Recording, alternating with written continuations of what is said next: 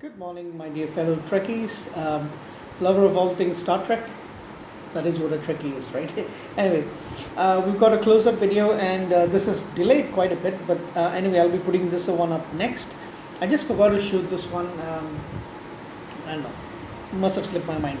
And it's a doozy. It's actually something that's difficult to put on the camera because of the way my camera is and the size of this particular ship as well. This is the Kremin Weaponship, or the Temporal Weaponship, as seen in a double episode, probably one of the best episodes in Star Trek Voyager. I know it's a favorite for a lot of Voyager fans.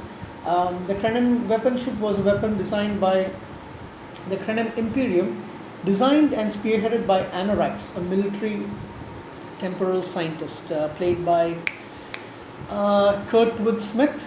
Yeah, that's his name, Kurtwood Smith. You know, the dad in that 70s show, and I've seen him in so many other stuff. And he's been in Star Trek a couple of times also. So, awesome looking design. It's kind of heavy to this side.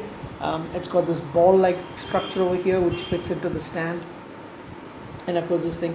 Now, my place gets really dusty, so when I clean, I need to be careful about this particular area. I mean, it's not going to break easily, but at the same time, you need to be careful when cleaning this. This is like awesome. Okay, so the Kremin, they were the design of the weapon that pushed targets out of the space-time continuum. That was the main reason for this. And the construction of the ship to house it was overseen by Anorax in the 22nd century. In the so that's 200 years since before Voyager.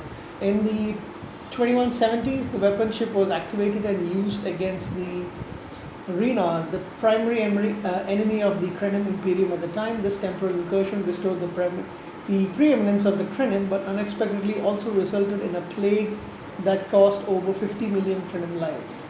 Anorax attempted to rectify his error with a second incursion, but inadvertently erased the Kremin colony at Kiana Prime, and with that his beloved wife. And if I'm not mistaken, he has a child as well. I'm not too sure about that. So this is what I was going to tell you. Shooting this is difficult because of the size, because of the length of the particular ship. And on my chair, it doesn't really fit when I put it this side.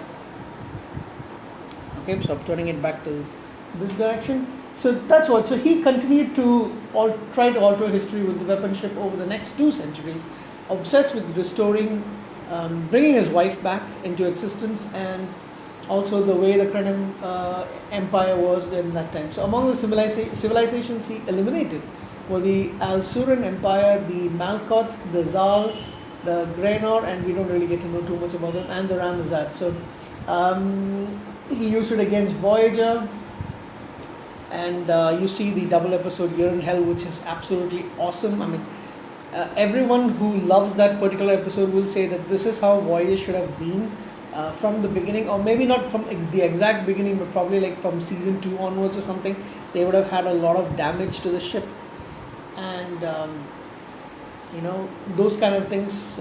You see the ship in ruins, but still going through, and Tuvok becoming blind because of an explosion, all those kind of things. So I think that would have made, and they could have made the show a lot grittier. This was the show that should have been very gritty in Star Trek, but they didn't do that. So finally, at the end of that double episode, Janeway rams the Voyager ship into the temporal weapon ship, and because of that, it begins to erase all the changes that has happened from the temporal ship, and the timeline is restored, and we get back to a year before. And Voyager meets up to Kremin, and they tell them that the space is in dispute, and to move along, they give them another path to go, and Voyager says fine, and they go on their merry way. So that's been a close-up look. I'm just going to take it off the stand right now. You can see this ball-like structure is where you keep the stand. Unique design, unique ship. I think this is the best way to place it. Pretty sure that's how it's supposed to be placed. I keep it towards the back of my Voyager collection because of the length. Oops. Yeah, this is how I keep it on the shelf. Okay, so that's pretty much it. This is the Kremin Temporal Weaponship, and this is me, Roshan, signing off. Thank you.